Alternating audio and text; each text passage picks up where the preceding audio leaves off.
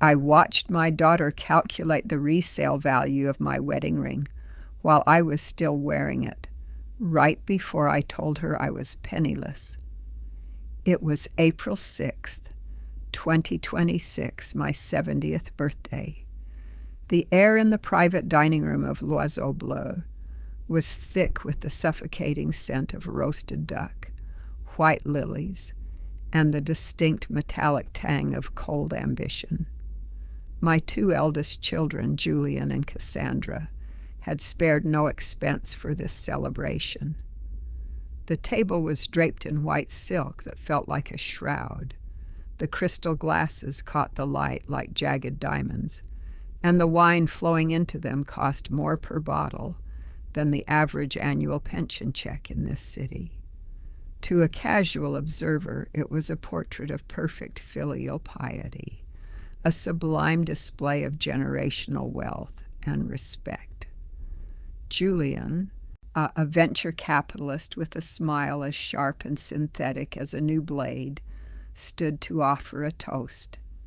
He spoke of my long and prosperous legacy, his voice dripping with the materialistic reverence of a man who viewed his mother as a high-yield investment nearing its maturity date.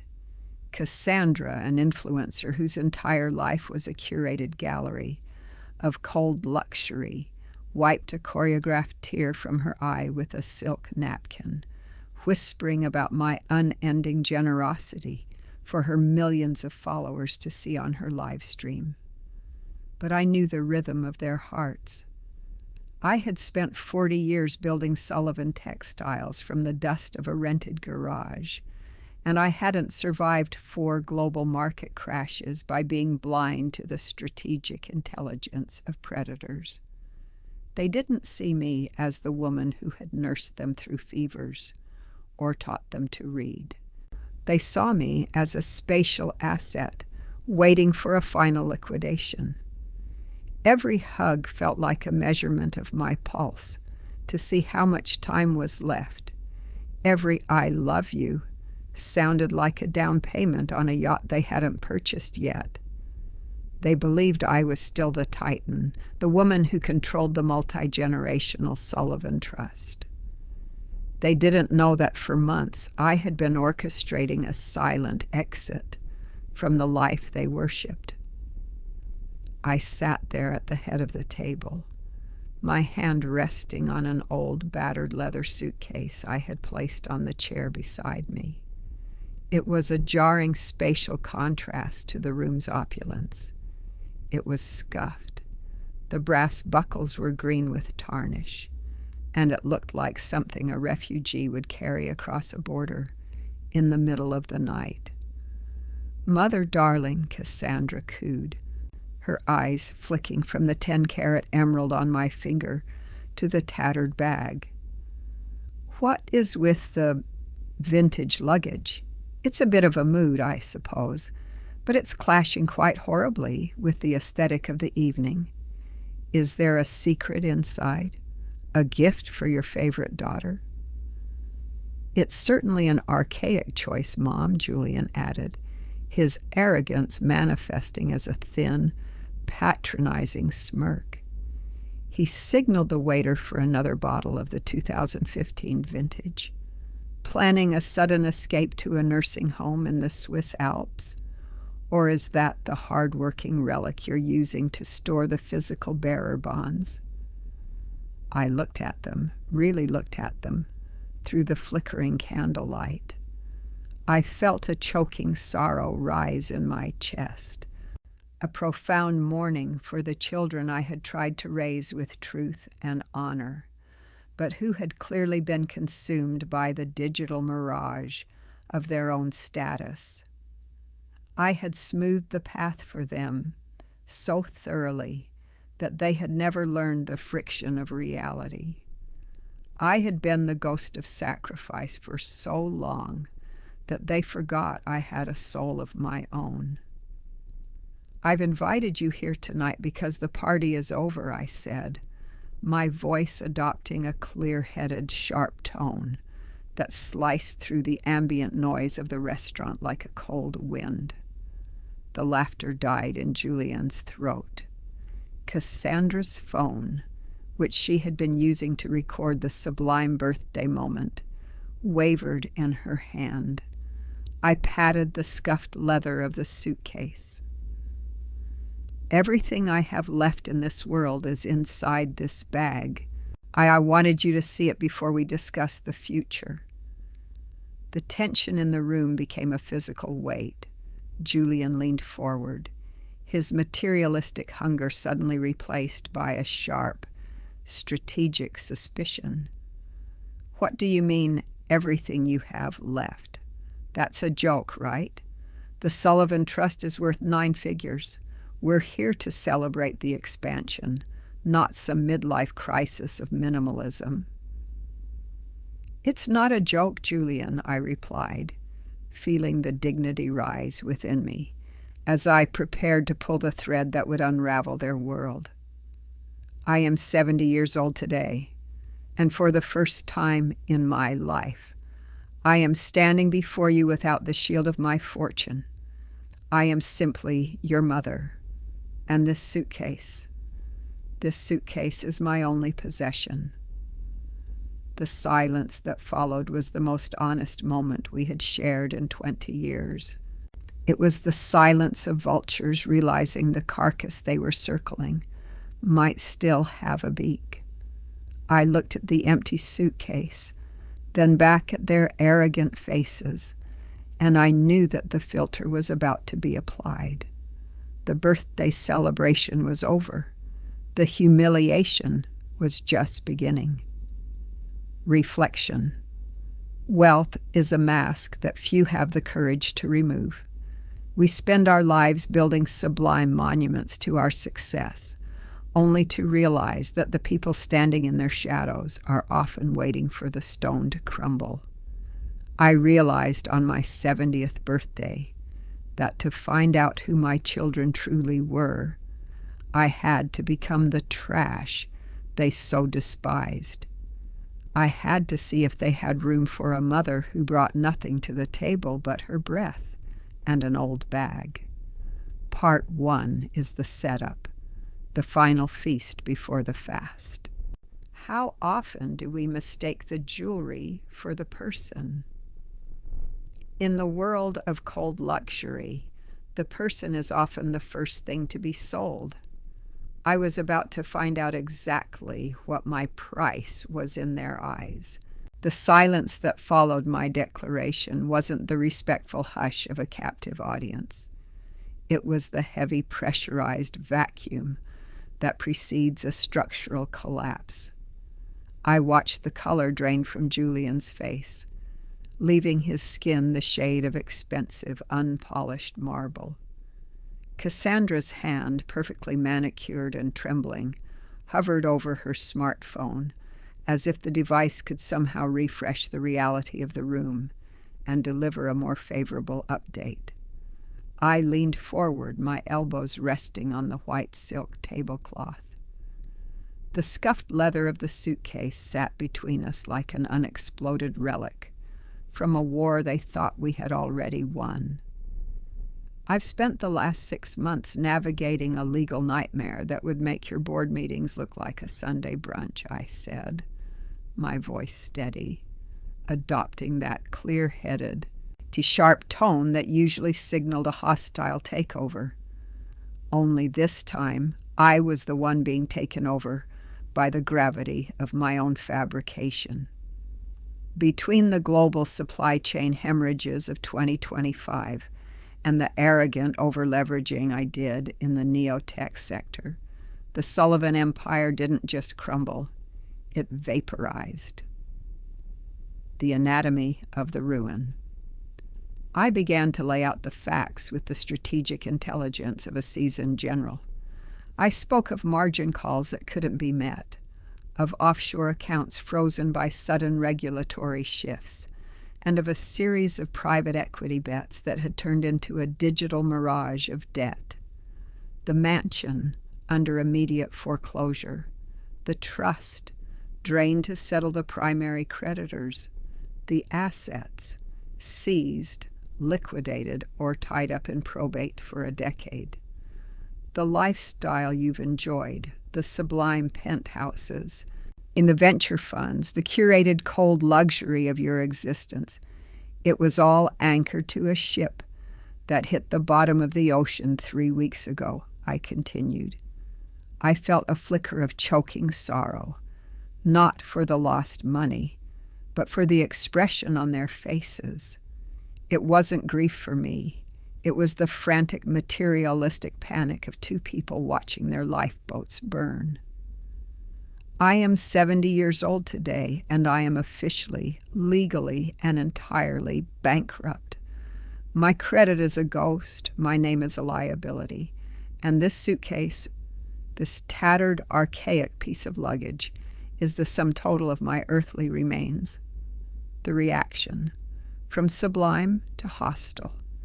Julian was the first to find his voice, though it was no longer the smooth, confident baritone of a venture capitalist. It was a jagged, desperate rasp. Bankrupt? Mom, that's impossible. You're Eleanor Sullivan. You don't just lose a textile empire. There are layers of protection. There are offshore hedges. Tell me this is a strategic test for the inheritance.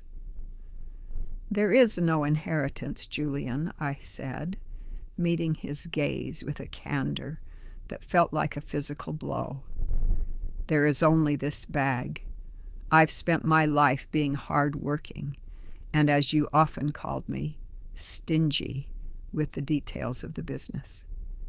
Perhaps if you had spent more time learning the ancestry of brick and mortar instead of chasing the latest digital mirage, you would have seen the cracks forming.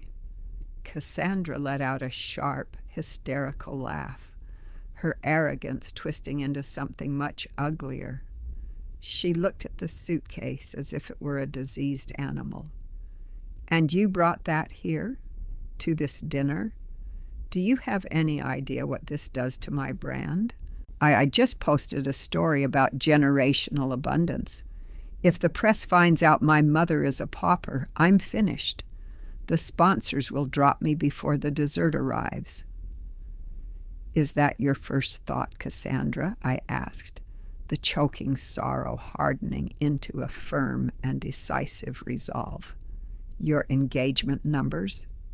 My numbers are my life, she shrieked, the sublime influencer mask slipping to reveal a core of pure, unadulterated greed. You've spent 40 years being a titan, and now you expect us to just, what? Take you in? Be your retirement plan? We have lives, Mother. We have strategic obligations. The filter begins to work. Julian stood up, the chair screeching against the marble floor like a dying bird. He didn't reach out to steady my hand. He didn't offer a word of comfort. He looked at me with a disrespect so profound, it felt like he was looking at a piece of discarded trash on a sidewalk. We need to be efficient about this, Julian said, his eyes scanning the room as if looking for the nearest exit. We can't let your failure drag us down. If you're truly penniless, then you're a liability we can't afford to carry. The status of the Sullivan name is all we have left to trade on, and you've just set it on fire. I sat back, the dignity rise within me becoming a cold, quiet fortress. I had dropped the bankruptcy bomb to see what would survive the blast. I looked at the scuffed leather handle of the suitcase. To them it represented a spatial contrast to their wealth, a symbol of my humiliation. To me it was becoming the ultimate filter. I had spent 70 years building a kingdom, and in 5 minutes I had discovered that my eldest children were nothing more than vultures who had forgotten how to hunt for themselves. So, I said, my voice echoing in the hollow silence of the private room, who has a spare room for a bankrupt mother? The answer didn't come in words. It came in the way they both looked at their watches, the way they avoided my eyes, and the way the feast of vultures suddenly turned into a frantic scramble for the doors. The birthday was over. The digital mirage had cleared, and for the first time in my life, I was about to find out what it truly meant to be poor. The air in L'Oiseau Bleu, once thick with the scent of $500 Bordeaux and the sublime aroma of truffle oil-infused duck, suddenly felt thin and clinical, like the interior of a bankruptcy court. The shock of my bankruptcy bomb had settled, and in its place rose a cold, materialistic calculation that made the silk tablecloth feel like a sheet of ice. I watched my children, my own flesh and blood, navigate this new landscape not with the empathy of family, but with the strategic intelligence of hedge fund managers cutting a loss. Cassandra was the first to fully weaponize the silence. She wasn't looking at me. Her eyes were glued to her smartphone, her thumb flicking with a restless, disrespectful speed. She was scrolling through her own sublime digital feed, likely imagining the headlines if the world saw the Sullivan Queen reduced to a tattered suitcase. "Mom, this is a PR catastrophe," she whispered, her voice stripped of its curated warmth. She looked at me then, her eyes sharp with a frantic, materialistic panic. "My entire brand is built on an aspiration of generational wealth. I just signed a deal with a luxury skincare line as their legacy ambassador. If it leaks that you've lost the trust, that you're poor, they'll drop me before the appetizers are cleared. This poverty vibe is literally toxic to my engagement numbers." "It isn't a vibe, Cassandra," I said, the choking sorrow finally beginning to manifest as a physical ache in my chest. "It is my reality. I am 70 years old, and I have no home to return to tonight. I'm asking my daughter for a chair in her spare room." "A chair?" She let out a sharp, hysterical laugh that sounded like breaking crystal. "I live in a glass-walled penthouse, Mother. My life is a digital mirage of perfection. There is no room in my aesthetic for a bankrupt woman and a scuffed leather bag. It's off-brand. It's an archaic burden I can't carry." I turned to Julian, hoping to find a shred of the truth and honor I thought I had instilled in him. He was leaning back in his chair, his hands steepled, his face a mask of cold luxury and clinical detachment. He wasn't mourning my loss. He was auditing my failure. "We have to be efficient about this, Mother," he said, his voice a low, steady rumble of corporate dismissal. "I have a reputation in the venture capital world. My strategic intelligence is my primary asset. If I'm seen propping up a collapsed empire, especially one that fell due to such arrogant mismanagement, my investors will lose confidence. You're a liability now, a spatial contrast to everything I've built." "Julian," I whispered, my voice trembling, "I am the woman who funded your first 3 firms. I was the ghost of sacrifice for your career. And I repaid you by making the Sullivan name a global status symbol," he snapped, his arrogance finally baring its teeth. "But that symbol is now tarnished. You've spent 40 years being hardworking and stingy with your power, and now you expect me to pay the price for your archaic mistakes. I have a delegation from Singapore arriving tomorrow. My guest house is fully committed to a strategic partnership, and there is simply no room for the poor in my portfolio." The humiliation was absolute. I looked at the old suitcase sitting on the chair between them, a scarred leather relic that had become a wall they refused to climb. They didn't see the mother who had built their world. They saw a disputed asset with a negative valuation. "So," I said, my voice becoming firm and decisive as I stood up, clutching the handle of the bag, "my bankruptcy is an inconvenience to your brands. My 70 years of life are a PR catastrophe." "It's just business, Mom," Cassandra said, already turning back to her phone to draft a damage control post. "In the digital mirage, you're only as good as your last audit." The choking sorrow in my heart didn't break. It hardened into a diamond-sharp clarity. Realized then that my eldest children were not titans of industry. They were merely vultures who had forgotten how to hunt. They had enjoyed the feast but had no stomach for the fast.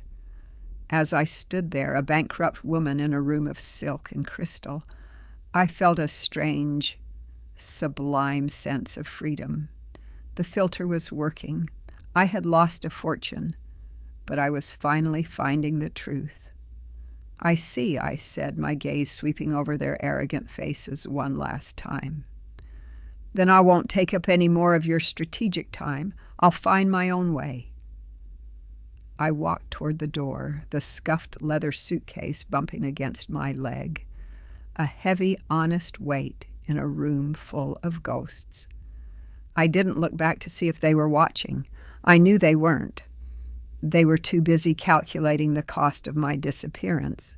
How often do we build empires for people who only love the walls and never the architect?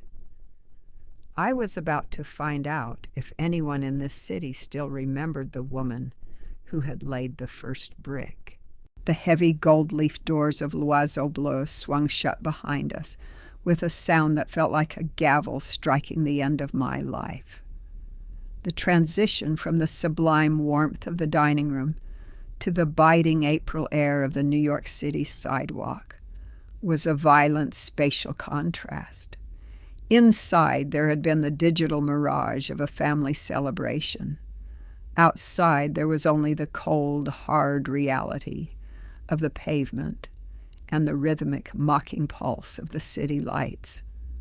I stood there, clutching the handle of my battered leather suitcase, feeling the weight of the humiliation settle into my bones like a deep frost. Julian and Cassandra walked 3 paces ahead of me, their strides hurried and efficient, as if they were trying to outrun the contagion of poverty that I now represented. They didn't look back, and they didn't offer a hand to help with the bag. To them, I was no longer the matriarch of Sullivan Textiles. I was a disputed asset with a negative valuation, a ghost of a titan that was cluttering up their materialistic horizons. "Look, Mother," Julian said, spinning around as his black armored SUV pulled to the curb. The vehicle hummed with a cold luxury, its tinted windows reflecting the neon chaos of the city. He didn't invite me toward the door. He stood as a barrier between me and the life he had built on the back of my hard-working decades. "We have to be realistic. This bankruptcy of yours, it's a systemic failure. My strategic intelligence tells me that if I associate with you right now, my firm's credit rating will take a hit before the market opens on Monday." "Julian," I whispered, on the choking sorrow making my voice thin and brittle. "I am 70 years old today. I have nowhere to sleep. I am not asking for a loan. I am asking for my son. And I am asking for a mother who isn't a liability," he snapped, his arrogance baring its teeth in the harsh streetlights.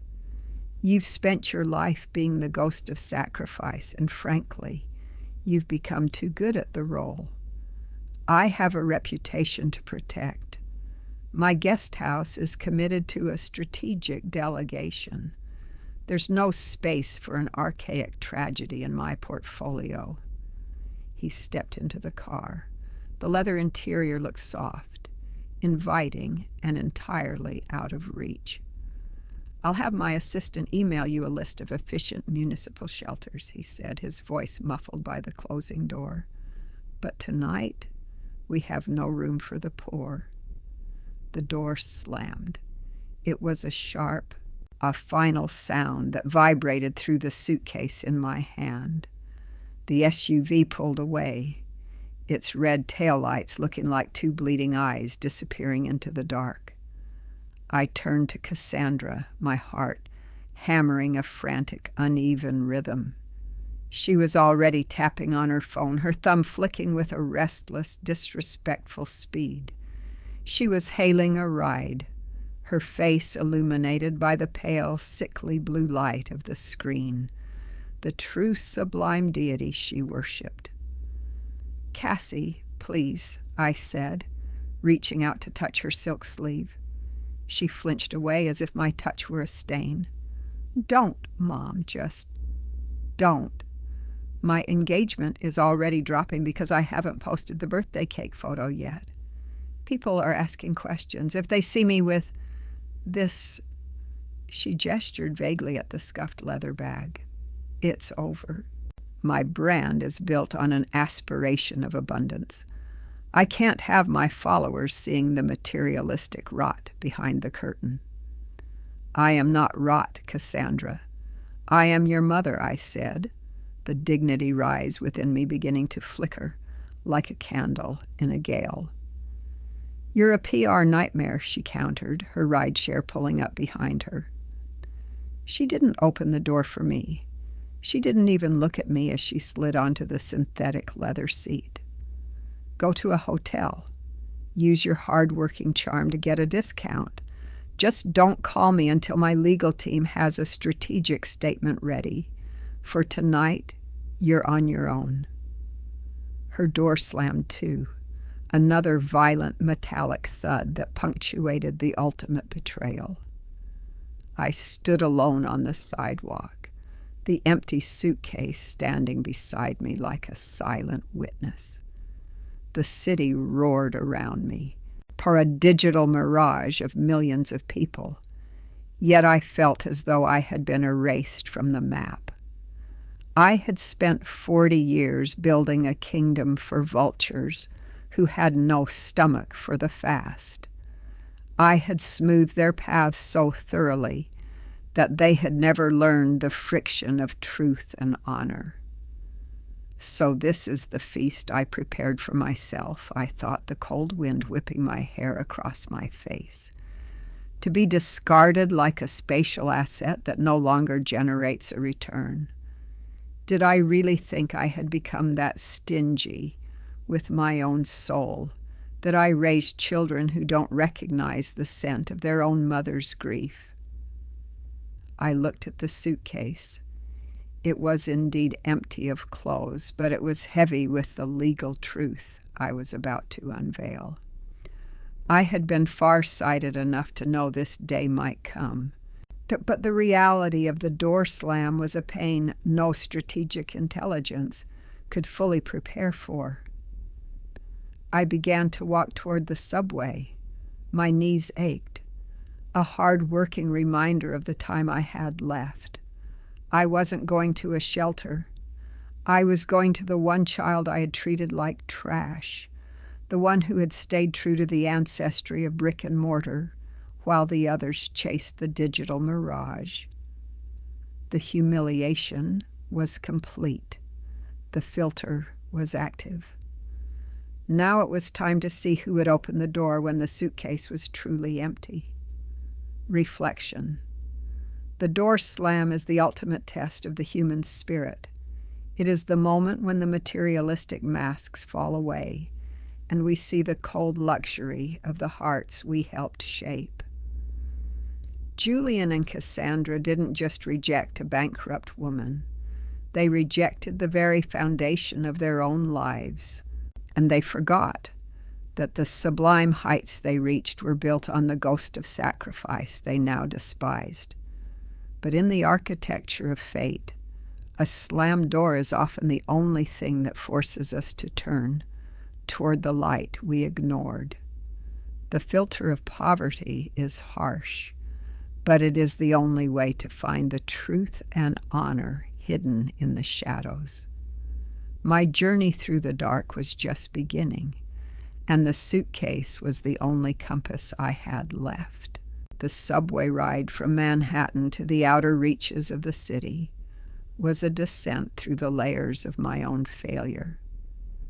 As the train rattled and shrieked through the dark tunnels, I watched my reflection in the scratched plexiglass window. The woman staring back wasn't the titan of Sullivan Textiles.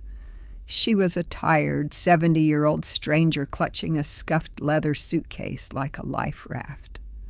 The digital mirage of my high society life. The galas, the glowing spreadsheets, the cold luxury of my children's loyalty had vanished as soon as the cash stopped flowing. I was traveling toward the one child I had treated like a disputed asset. His name was Leo. While Julian and Cassandra were busy perfecting their strategic intelligence in boardrooms and on social media, Leo had chosen the hard-working path of the unseen. 10 years ago, I had effectively abandoned him. I called his desire to be a social worker weak. I told him his obsession with truth and honor was an archaic waste of time that wouldn't pay the bills. I had cut him off, wiped his name from the Sullivan Trust, and let him vanish into the spatial contrast of the city's forgotten corners. Now I was the one who was trash. I was the one who had been discarded by the vultures I had raised, the walk of humiliation. I stepped off the train into a neighborhood where the streetlights hummed with a restless yellow anxiety. The air didn't smell of white lilies and duck. It smelled of rain-slicked asphalt, soot, and the persistent heavy scent of cheap coffee. My knees ached, a sharp, hard-working reminder of my age, as I navigated the cracked sidewalks. The choking sorrow followed me like a shadow. Every step toward Leo's building was a step away from the arrogance that had defined me for 40 years. I reached his walk-up, a brick building that stood with a stubborn, weathered dignity. I climbed the stairs to the 4th floor, my breath coming in ragged hitches. I reached apartment 4B. I stared at the peeling paint on the door. I thought about the suitcase in my hand. Julian and Cassandra had looked at it and seen a liability. They saw the tattered leather and assumed the woman holding it was just as empty. "So this is the feast I have earned?" I whispered to the empty hallway. To come crawling back to the sun I called a failure, carrying nothing but a bag of lies. The opening door I knocked. It wasn't the firm and decisive knock of a CEO. It was the hesitant, brittle tap of a mother who had run out of places to hide. And the door opened. Leo didn't look like a Sullivan. He didn't wear a charcoal suit or a mask of sublime indifference. He wore a faded hoodie and jeans, his face lined with the quiet wisdom of someone who spent his days looking at the world's pain and refusing to look away. He saw me, the woman who hadn't spoken to him in 3 years, and he saw the scuffed bag at my side. He didn't check his watch. He didn't ask about his inheritance. He didn't calculate my resale value. "Mom," he whispered. His voice was thick with a sublime confusion, but there was no edge of disrespect. "I have nowhere else to go, Leo," I said, the choking sorrow finally breaking into tears that tasted of salt and shame. Julian and Cassandra They slammed the door. They said they had no room for the poor. I'm bankrupt. I've lost everything. The shelter of character.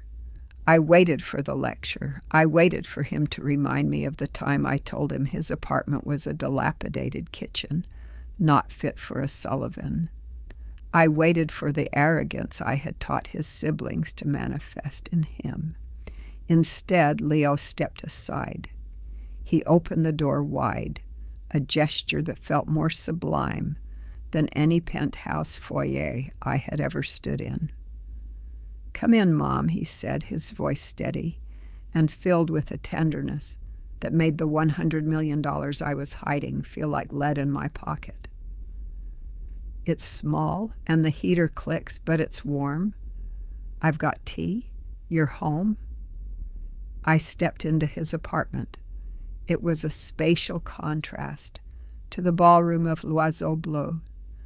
The furniture was mismatched. The shelves were overflowing with books instead of cold luxury decor, and then the air smelled of old paper and peppermint. But as he took the suitcase from my hand and set it gently on the floor, the humiliation I had carried through the subway began to dissolve. "I'm sorry, Leo," I whispered, sitting on his fraying sofa. "I'm so sorry for what I said to you 10 years ago." "It doesn't matter now, Mom," he said, handing me a mug of tea that was chipped but hot. "Character isn't built in the penthouse. It's built in the storm. If the world has turned its back on you, then the world is wrong. You're staying here." I looked at the suitcase. It was sitting there mocking me with its secret. Leo believed he was protecting a bankrupt woman. He believed he was sacrificing his limited space for a mother who had once called him worthless. Poverty is the best filter, I thought, looking at my youngest son, and he had passed the test before I even opened the bag. The quiet weight of the truth. I sat in the silence of his small living room, the city's roar muffled by the brick walls. Leo was in the kitchen, quietly making a space for me, moving his books to make room for my archaic presence. I reached down and touched the leather of the bag. Julian and Cassandra had been right about one thing. The suitcase was empty. It contained no clothes, no jewels, no remnants of a fallen empire. But beneath the lining, taped to the very frame of the bag, was the hidden weapon, the black plastic access card to the Samaritan Legacy Trust. Leo had opened his door to an empty suitcase. He had opened his heart to a mother who brought nothing but her failure. The turning point was closer than he knew. But for tonight, I let him be my protector. I had spent 70 years building a fortune, but in 5 minutes, I had finally found my son. Does it ever surprise you how the people we dismiss as weak are often the only ones strong enough to carry us when we fall? The door to apartment 4B didn't just open, it exhaled.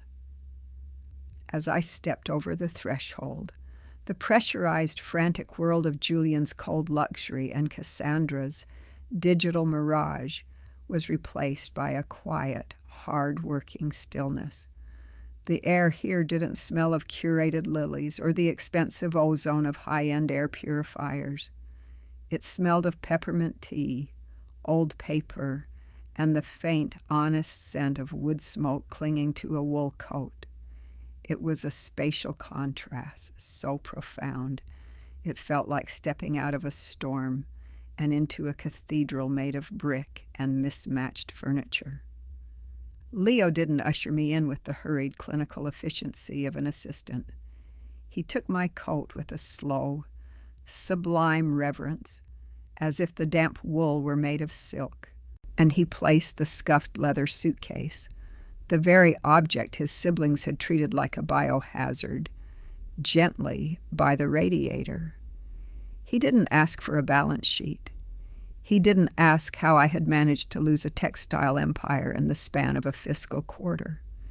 He simply gestured toward a sofa that had seen better decades, its corduroy fabric worn smooth in places, looking like a map of a life lived without arrogance. "The tea is almost steeped, Mom," he said, his voice a steady anchor in the sea of my choking sorrow. "I'll make up the bed in the spare room. It's mostly full of books right now, but there's a window that gets the morning sun. You always liked the morning sun." The architecture of character. I sat on the sofa, my joints throbbing with a hard-working ache that felt like a penance. I looked around the room.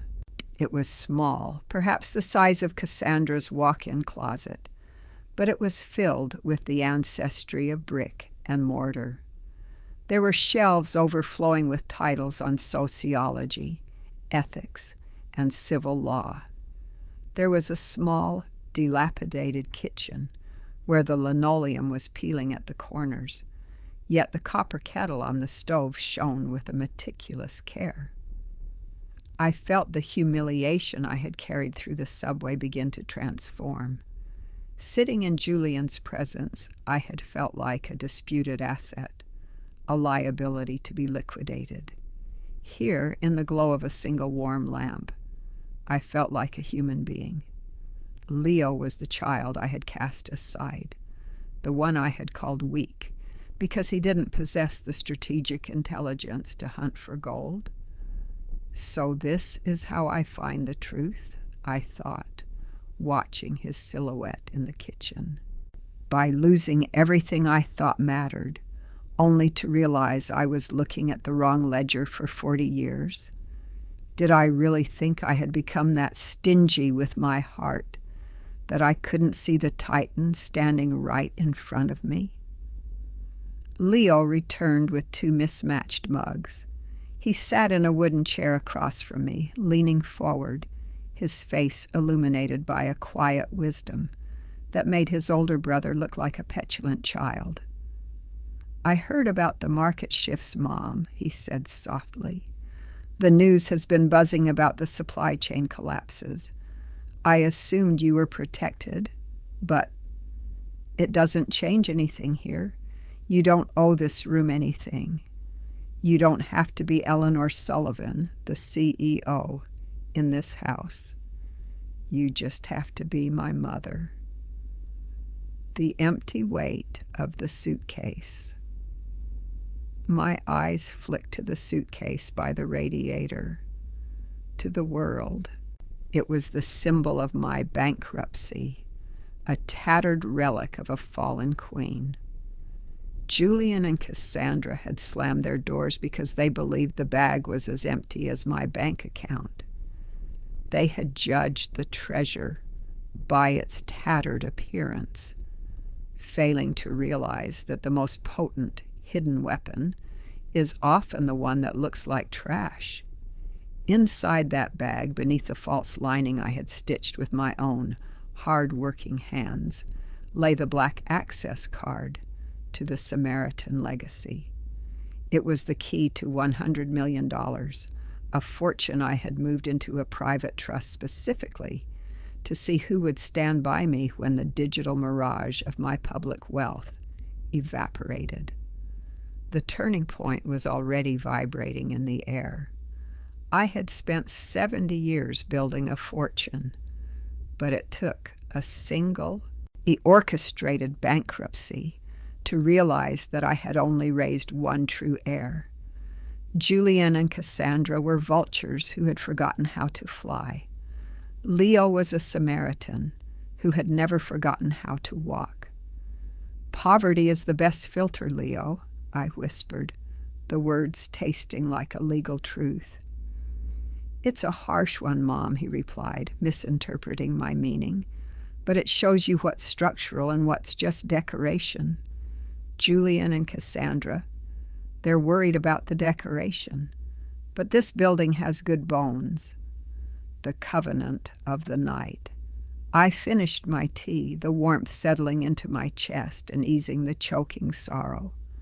I looked at the clock, 12:45 a.m., April 6, 2026.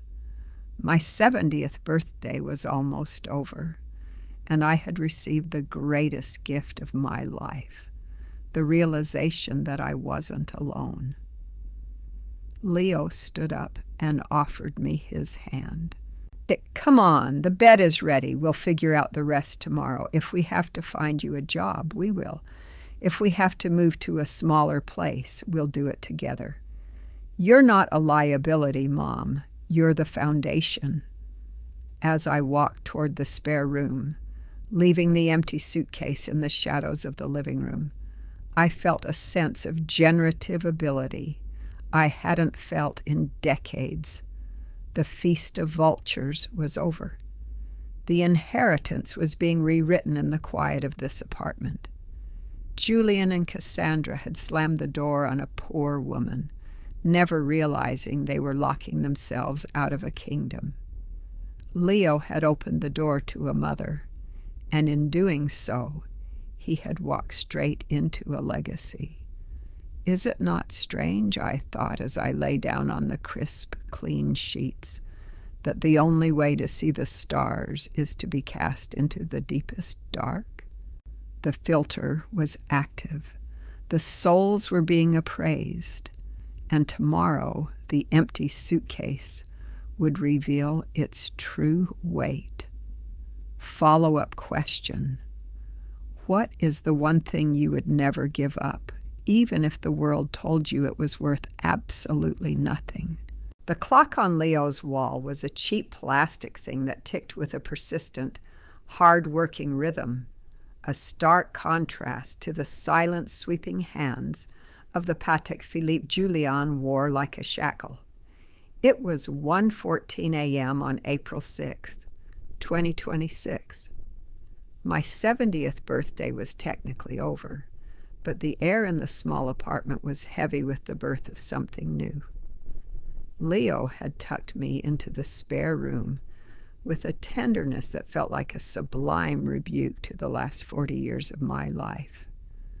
The room was a sanctuary of archaic paper, books stacked from floor to ceiling, their spines worn by the friction of a mind that sought truth rather than liquidity.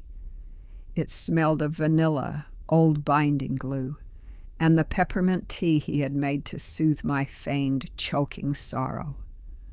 I waited until I heard the rhythmic, all heavy breathing of my youngest son through the thin plaster walls.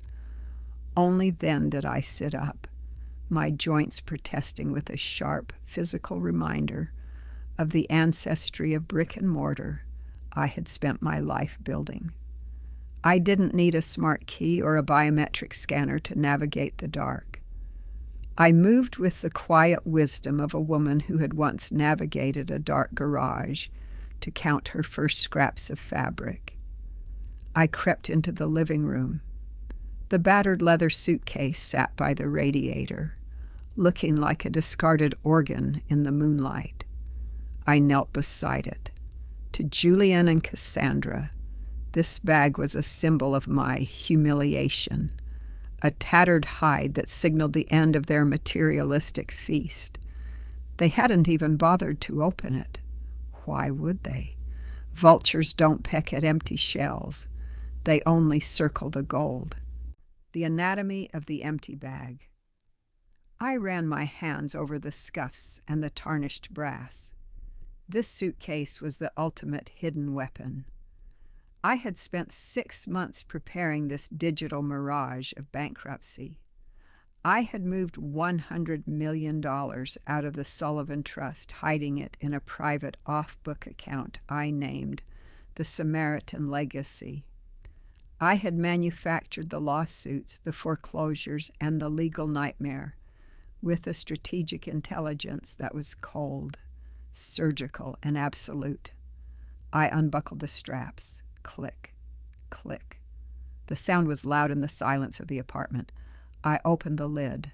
The suitcase was, indeed, empty.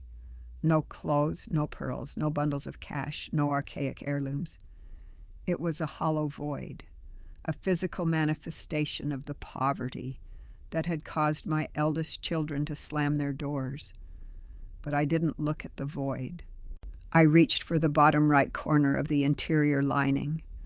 I had hand-stitched this seam myself, using the hard-working skills I had learned before Julian was even a thought. I pulled the hidden thread. The lining came away with a soft, persistent rasp. There, nestled against the rigid wooden frame of the bag, was a small black plastic card. It didn't have a name. It didn't have a logo. It only had a single encrypted chip that glowed with a faint amber light when it felt the heat of my thumb. The Samaritan legacy, I held the card in the moonlight. This was the turning point. This piece of plastic was the key to an empire that Julian and Cassandra would never see. It was the filter. So this is how I find my heir, I thought, the weight of the card feeling heavier than the suitcase itself. By stripping away the cold luxury and seeing who remains in the dark. Did I really think I had become that stingy, that I would have kept the crown on my own head forever? I realized then that the $100 million wasn't the treasure. The treasure was the boy sleeping in the other room. Leo had looked at the tattered appearance of my life and saw the mother. He hadn't judged the materialistic value of my existence. He had appraised my character and found it worth his last spare room. My older children were vultures who had forgotten how to hunt. They had spent their lives chasing the digital mirage of their own status, assuming that the ghost of sacrifice would always be there to provide the feast. They had failed the only audit that mattered. I looked at the black card and then at the empty suitcase. Tomorrow, and the humiliation would be reversed. Tomorrow, the strategic intelligence would be revealed. But for now, I sat on the floor of a dilapidated kitchen in a neighborhood that Julian wouldn't even drive through, and I felt more powerful than I had ever felt in a boardroom. The philosophy of the filter poverty, even a manufactured one, is the most efficient filter for discerning the legal truth of the human soul. It strips away the sublime decorations and reveals the hard-working foundation, or the lack thereof. I had spent 70 years counting my pennies and my textiles, but tonight I was counting the beats of a son's heart.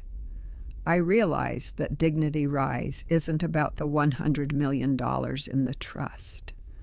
It's about the courage to open the door when the person on the other side has nothing to offer but an empty suitcase. I tucked the card into my sleeve. The empty suitcase was no longer a burden. It was a testament. I had found my heir not in the cold luxury of a Manhattan penthouse, but in the warmth of a son who believed he was protecting a pauper. Is it not wit, I whispered to the shadows, that the only way to find out who is rich is to pretend to be poor? The stage was set. The inheritance was being rewritten in the quiet of 1:30 a.m., and as the radiator hissed a low, rhythmic approval, I went back to the spare room, finally ready to sleep, in the peace of my own far-sighted design. Strategic question: if everything you own was stripped away tonight, whose door would you knock on, and would they have a reason to let you in? The morning of April 7th, 2026, arrived not with the soft chime of a smart home system or the hushed service of a live-in maid, but with the rattling industrial groan of a radiator and the smell of toasted bread. The light that spilled into Leo's small kitchen was honest. It didn't filter through designer silk. It fought its way through a streak of New York soot to land on the scarred wooden table where I sat. I watched Leo. He was moving with a quiet, hard-working grace, pouring coffee into a mug that had a chip in the rim but was scrubbed meticulously clean. He looked at me with a tenderness that made the $100 million I held in my pocket feel like a heavy, shameful secret. He thought he was looking at a ruin. He thought he was protecting a woman who had been discarded by the very digital mirage of a world she helped build. "So I called the community center, Mom," he said, his voice steady and devoid of the arrogance I'd heard in the restaurant. "They have an opening for a part-time administrator. It's not much, but it's a start. We'll get you back on your feet.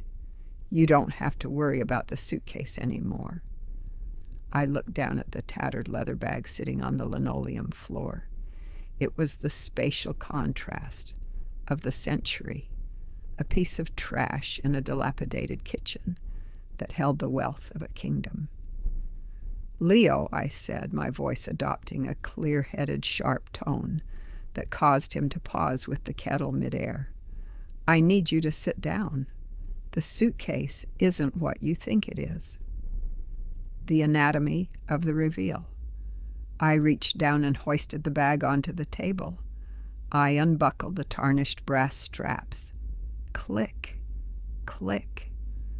The sound echoed like a countdown, and I swung the lid open. Leo stared into the hollow, dark interior. "Mom, it's empty. I knew that.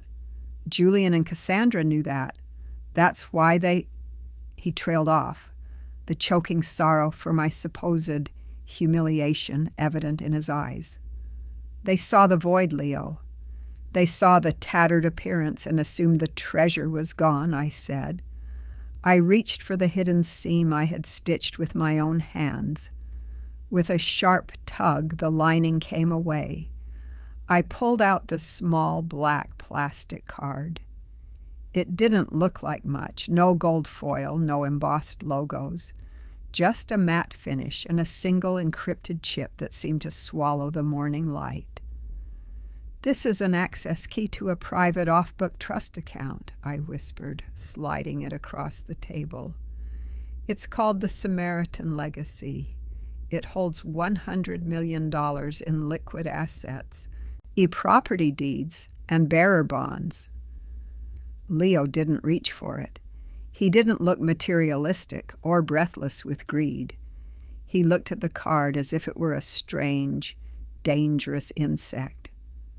"I am not bankrupt, Leo," I continued, the dignity rise surging in my chest.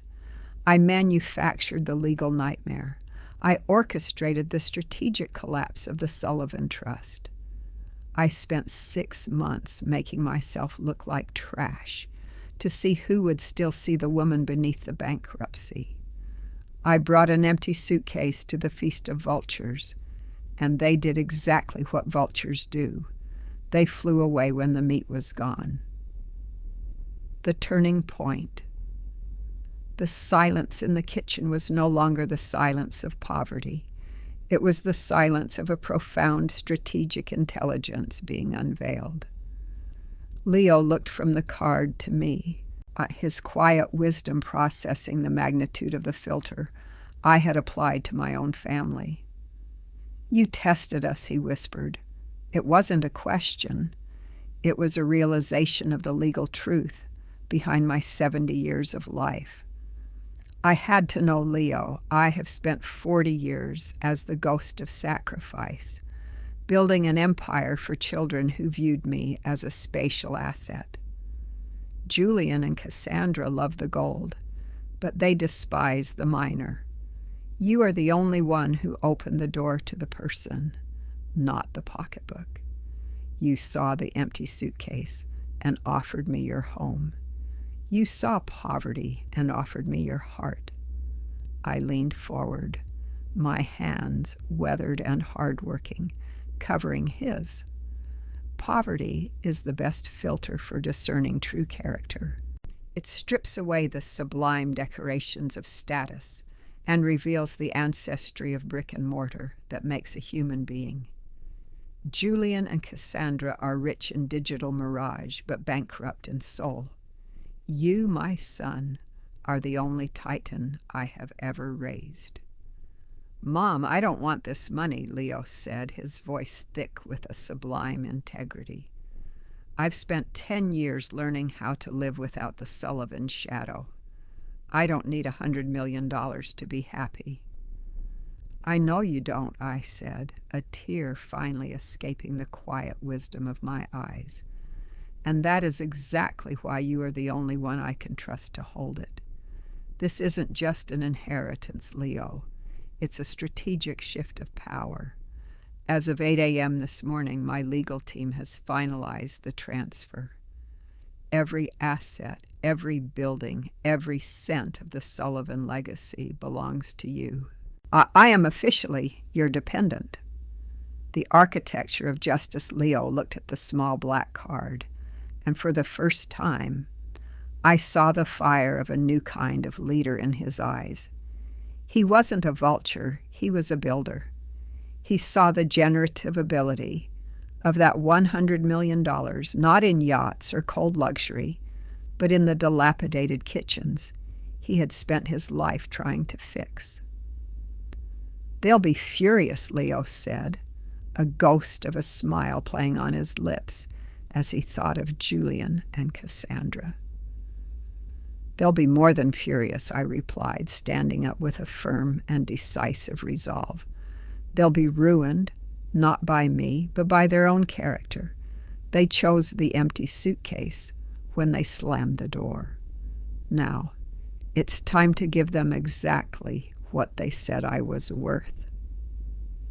The turning point was complete, and the vultures were about to realize that the washerwoman they had discarded was the one who held the keys to their kingdom.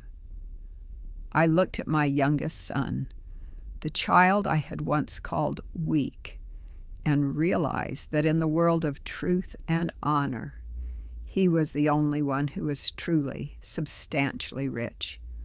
The suitcase was still empty, but for the first time in 70 years, my heart was full. The filter had worked. The Samaritan had his legacy, and the vultures. They were about to find out that an empty bag is a very heavy thing to carry. By 8:01 a.m. on April 7th, 2026, the quiet, soot-stained street outside Leo's apartment was no longer just a backdrop for the hard-working struggle of the city's unseen. It had become the staging ground for a silent coup.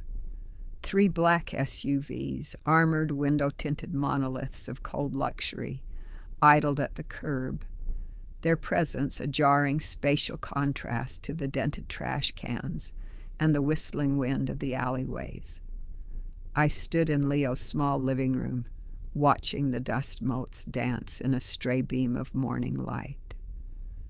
I was no longer wearing the tattered gray wool coat that smelled of subway tunnels and defeat. My legal team, led by Marcus Sterling, a man whose strategic intelligence I had paid for in gold for 30 years, had brought my armor. I wore a tailored midnight blue silk suit, its lines as sharp and unforgiving as a razor's edge. And Leo stood by the radiator looking at the suit, the cars, and the sudden influx of men in charcoal ties with a profound, sublime unease. He looked like a man who had just discovered his mother was not a ghost, but a sovereign. "The papers are finalized, Eleanor," Sterling said, his voice a low, clinical rumble. "The Sullivan Trust has been fully dissolved, and its contents merged into the Samaritan legacy. As per your directive at dawn, Leo Sullivan is now the sole beneficiary and controlling interest of every textile mill, every real estate holding, and every liquid cent. You are, legally speaking, his guest." "Thank you, Marcus," I said, my voice adopting that firm and decisive tone. that had once commanded boardrooms across 3 continents. Have the summons been delivered? Julian and Cassandra are waiting at the midtown office, Sterling replied, with a ghost of a smile. They believe they are attending a final liquidation of your personal debts. They arrived 10 minutes early. I believe Julian brought his own appraiser to value the family estate's remaining art. The walk to the throne. We descended the narrow, creaking stairs of the walk-up. I walked with my head held high, the dignity rise within me now a roaring furnace. Leo followed, his presence a steady, grounded weight behind me. He wasn't wearing a suit. He wore his faded hoodie and a look of quiet wisdom that made the armored SUVs look flimsy. As we slid into the leather-scented interior of the lead car, the digital mirage of my bankruptcy was officially over. The filter had done its work. I had seen the materialistic rot in the hearts of my eldest children, and now I was going to let them choke on the dust of their own greed. "Are you ready for this, Leo?" I asked as we sped toward the glass towers of midtown. "I don't care about the buildings, Mom," he said, looking out at the city he spent his life trying to heal. "But I care about the truth. They need to see what they threw away." The final liquidation. The conference room at Sterling & Associates was a temple of cold luxury. Floor-to-ceiling glass overlooked a Manhattan that looked like a toy set for the rich. Julian and Cassandra were already seated at the massive mahogany table, looking bored and arrogant. Julian was tapping a gold pen against his chin, likely calculating how many cents on the dollar he could squeeze from my ruin. Cassandra was checking her reflection in her phone, her thumb flicking with that restless, disrespectful speed I had come to loathe. They didn't look up when the doors opened. They assumed it was a clerk with a tray of bankruptcy filings. "You're late, Sterling," Julian snapped, not lifting his gaze from a spreadsheet. "Let's get this over with. I have a 10 a.m. with a group from Singapore. I need to know exactly what's left of the estate so I can settle Mother's hard-working debts and move on." "The estate is already settled, Julian," I said, my voice cutting through the room like a cold front. They both froze. Julian's pen stopped mid-tap. Cassandra's phone slipped from her hand, clattering onto the polished wood. They looked up, and for a heartbeat, I saw a flicker of pure, unadulterated terror in their eyes. I didn't look like a pauper. I looked like the woman who had built the world they were currently standing in. "Mother?" Cassandra gasped, her sublime influencer mask shattering. What are you wearing? Where did you get that suit? And what is he doing here?" She pointed a trembling manicured finger at Leo. "Leo is here because he is the host of this meeting," I said, taking my seat at the head of the table. Leo sat to my right, his calm demeanor a spatial contrast to their frantic, materialistic confusion. "Host?" Julian barked, his arrogance fighting to regain its footing. "Mom, you've clearly lost your mind. The bankruptcy must have triggered some kind of break. Leo doesn't even have a savings account. He's a ghost of sacrifice for the homeless. He's here to help you carry your archaic suitcase, nothing more." "Julian," Marcus Sterling interrupted, sliding a thick leather folder across the table, "you might want to review the legal truth of the morning's filings. There was no bankruptcy. There was only a strategic restructuring. The revelation." Julian grabbed the folder, his fingers trembling with a sudden, visceral, choking sorrow that had nothing to do with grief and everything to do with loss. He tore through the pages, his eyes darting across the figures. The 100 million, the deeds, the names. The Sullivan Trust.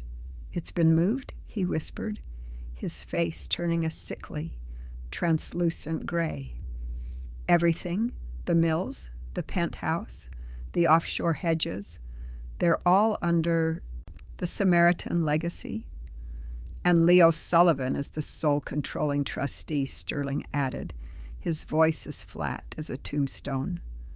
No, Cassandra shrieked, her materialistic world collapsing in a pile of digital ash. That's impossible. Leo is a nobody. He's trash. You can't give everything to the one who abandoned the family. Leo didn't abandon the family, Cassandra, I said, leaning forward, the quiet wisdom of 70 years, making my words heavy. He abandoned the digital mirage you call a life. He stayed true to the ancestry of brick and mortar.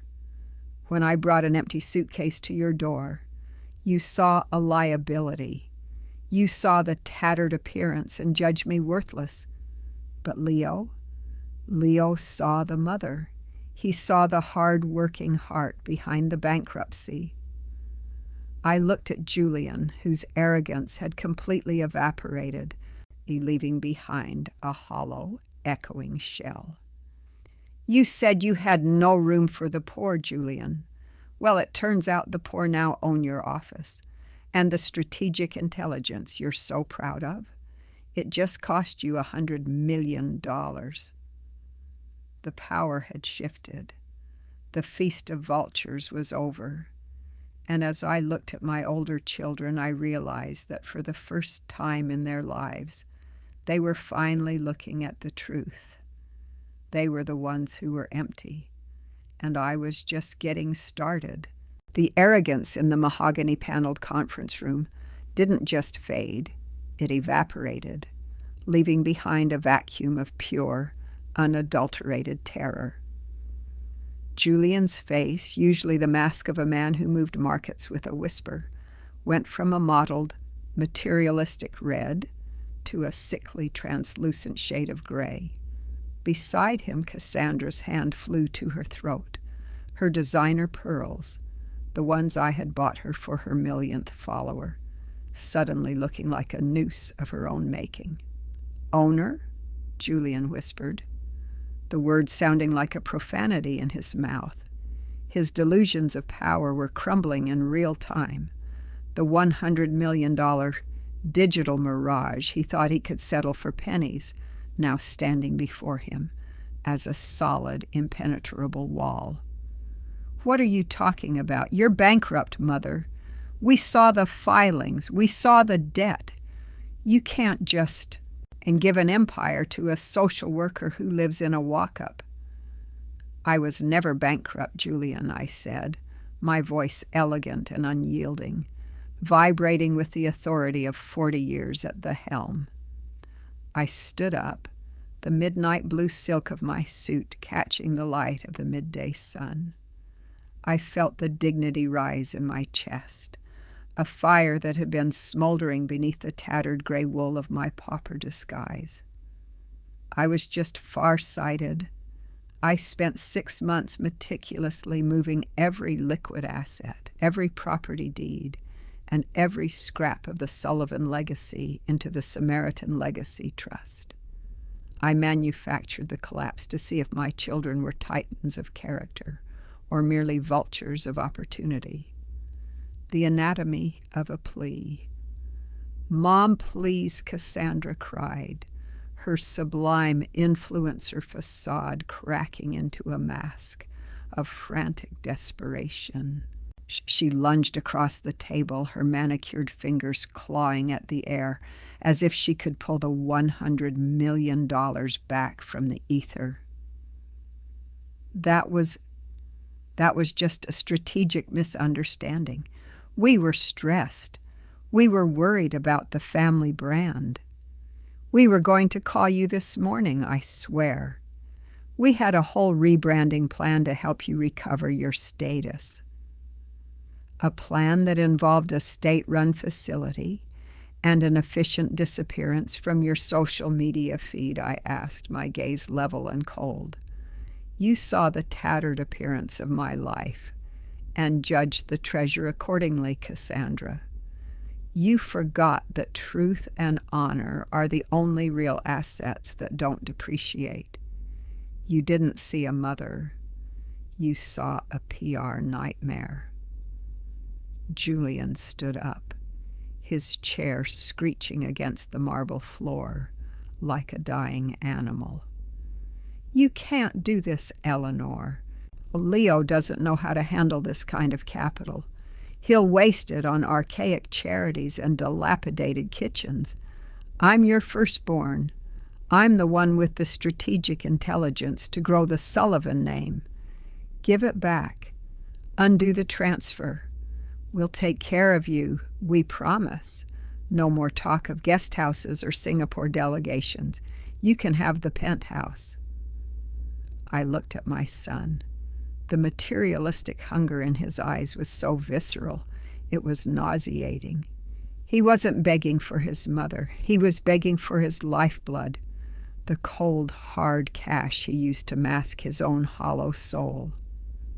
Poverty is the best filter for discerning true character, Julian. I've spent 70 years building a fortune, but it took a single empty suitcase to see the rot in your heart. You had a choice between a mother and a margin call. You chose the call. The final reckoning. Leo stood behind me, his quiet wisdom a spatial contrast to the frantic sweating mess of his older siblings. He didn't look at them with anger, but with a profound, sublime pity. He was the child I had treated like trash, yet he was the only one whose hands were clean enough to hold the crown. The papers are filed, Julian, Leo said, his voice firm and decisive. The trust is closed to new beneficiaries. The legal truth of this morning is that you are no longer heirs to anything but your own choices. Mom, you can't be serious, Cassandra wailed, her tears, actual ugly tears of ruin, ruining her sublime makeup. We're your children. You're going to leave us with nothing after everything we did for your status. You did nothing for my status, Cassandra, I replied, and sitting back down with a grace that felt like a sentence. You fed off my shadow, and now the sun has moved. I signaled to Marcus Sterling. The turning point had been reached. The feast of vultures was over, and the restructuring of the Sullivan soul was about to be finalized. I had spent 70 years being hard-working and stingy, with my love perhaps, but today I was being generous with the truth. Julian, Cassandra, I said, my voice dropping to a whisper that filled the room. You wanted to know what was in the suitcase? You're about to find out. But first, you need to understand one thing. Wealth is not what you have in your hand, but who stays in the room when your hand is empty. The silence that followed was absolute. They looked at each other, then at the empty chairs beside them, or realizing for the first time that they were truly, substantially alone. The digital mirage was gone. The cold luxury had frozen over. And as the clock on the wall ticked toward noon, I prepared to hand them their final inheritance. Strategic question. If you were to walk into a room today with nothing but an empty bag, who would still be sitting at the table when you opened it? The high-rise conference room, usually a theater of cold luxury and high-stakes maneuvering, had become an arena of raw, desperate pleading.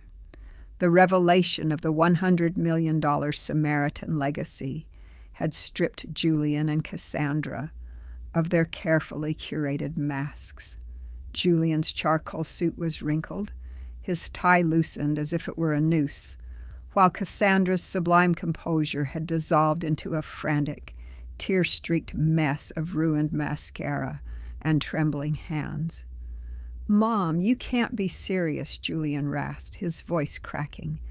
He looked at me, then at Leo, the brother he had dismissed as a ghost of sacrifice only hours before. "You're giving everything to him? To the one who walked away? I've spent my life maintaining the Sullivan name. I've been the face of our strategic intelligence in the markets. It's an archaic betrayal."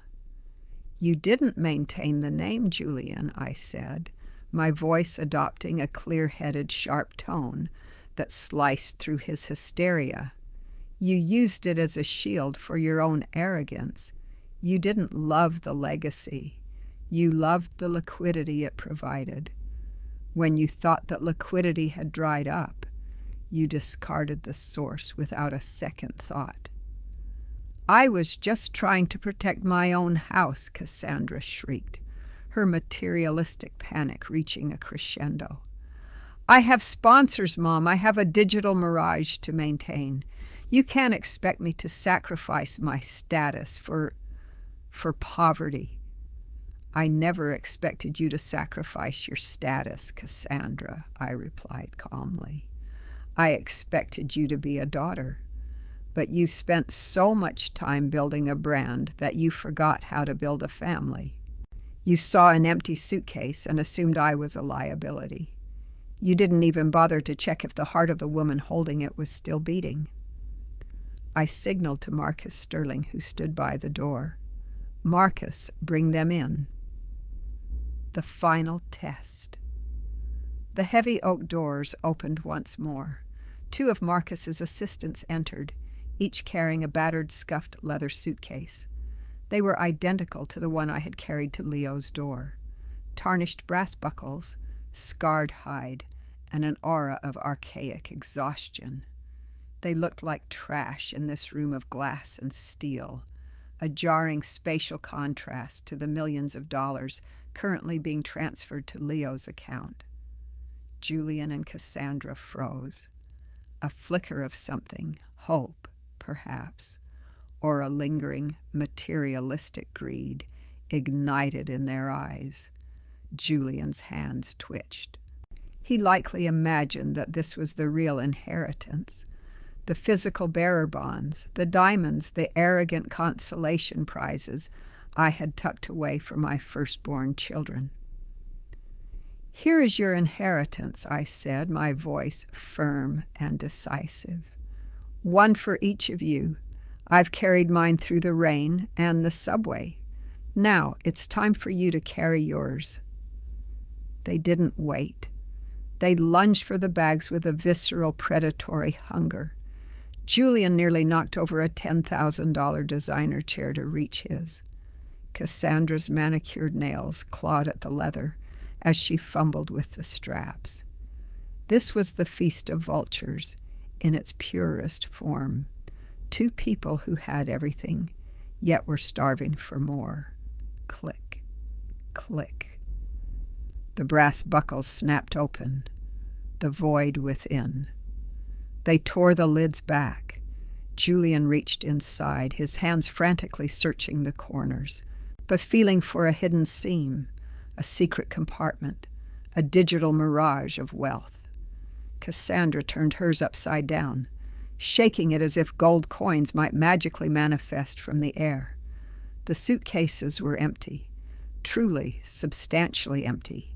No secret linings, no hidden access cards. Just the faint, lingering scent of old leather and the dust of a life they had rejected. "There's nothing here," Julian screamed, his arrogance returning in a final, ugly burst of fury. He slammed the lid shut, the sound echoing like a gunshot in the silent room. "It's a joke. You brought us here to mock us? To give us literal garbage?" "It's not garbage, Julian," I said, standing up and looking him directly in the eye. "It's a reflection. When I stood at your door, I brought you an empty bag and an open heart. You looked at the bag. and saw the poverty and slammed the door. You gave me nothing but your disrespect. It is only fitting that I return the favor. I walked around the table, stopping beside Leo.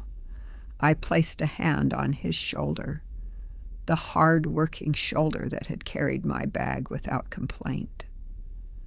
Poverty is the best filter for discerning true character, I said, the legal truth of the statement hanging in the air. I brought an empty suitcase to 3 doors. Only one opened. Only one person saw the woman instead of the ledger.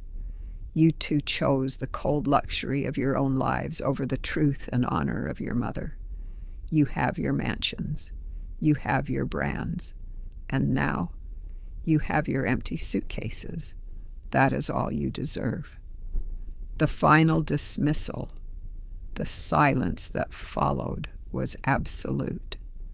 Julian collapsed back into his chair, and the weight of his own choices finally crushing his delusions of power.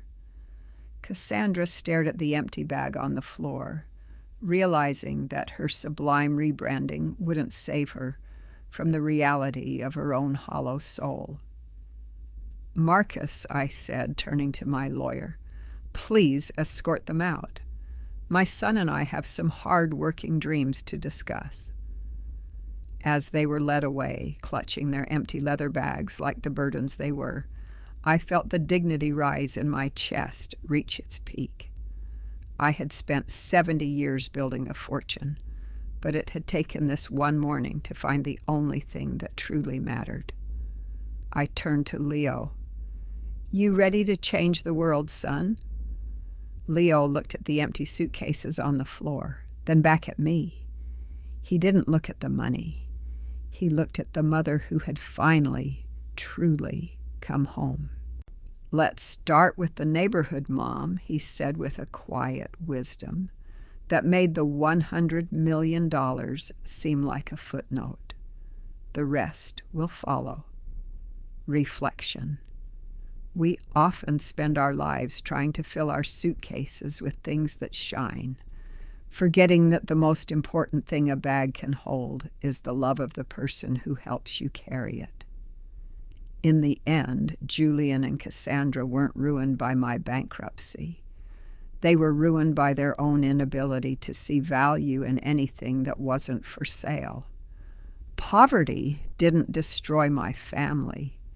It just revealed that the family was already broken. And sometimes you have to empty everything out before you can start filling it with the things that actually matter. The evening of April 7th, 2026, settled over the Sullivan estate with a quietude that felt ancient.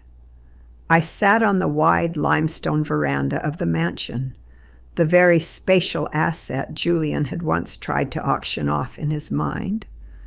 The air no longer carried the suffocating scent of L'Oiseau Bleu's lilies or the metallic tang of Cassandra's desperate ambition. It smelled of damp earth, fresh rain, and the honest, hard-working aroma of the vegetable garden Leo had already begun to stake out near the reflecting pool. The digital mirage of the Sullivan dynasty had been dismantled, not by a market crash, but by a mother's strategic intelligence. I looked down at the scuffed leather suitcase resting at my feet. It was finally, truly empty.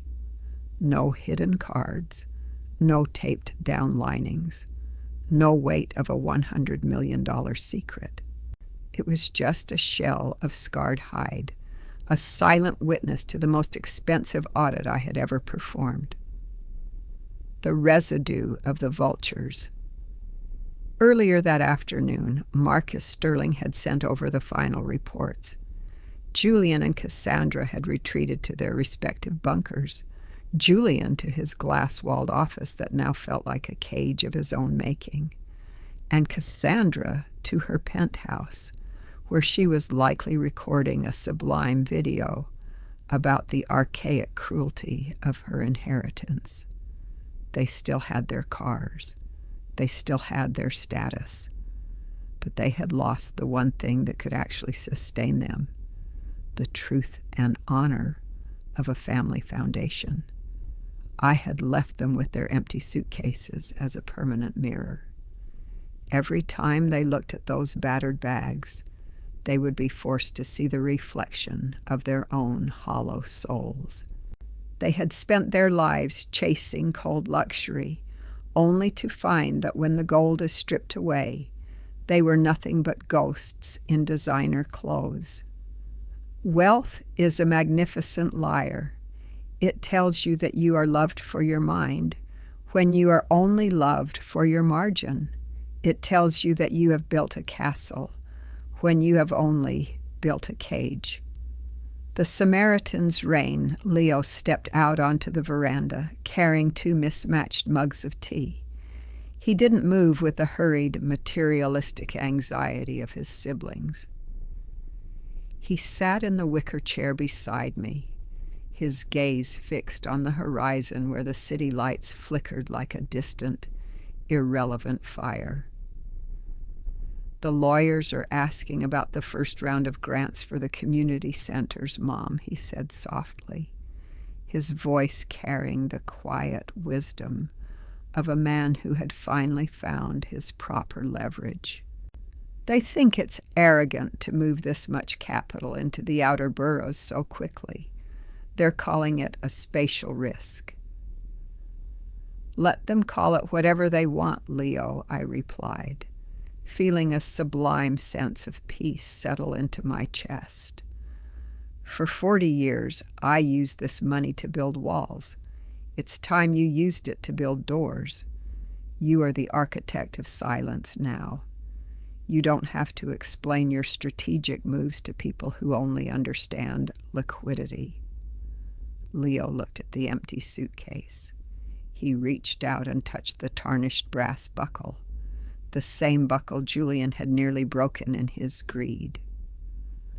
"I still would have opened the door, Mom," he said, "even if there had never been a card, even if the bag had just been full of your old laundry."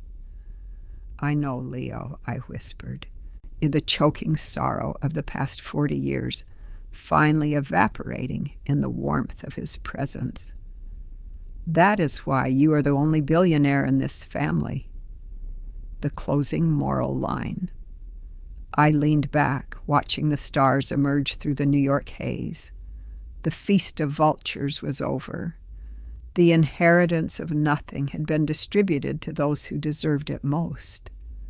I had spent my life as the ghost of sacrifice, assuming that the more I gave, the more I would be loved.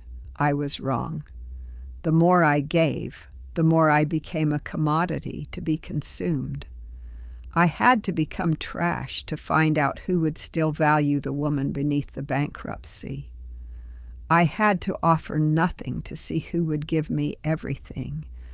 The empty suitcase was the ultimate hidden weapon, a tool of such profound strategic intelligence that it had rewritten the Sullivan legacy in a single night. As the clock ticked toward midnight, marking the first full day of our new reality, I realized that the greatest luxury I ever owned wasn't the textile empire or the $100 million trust.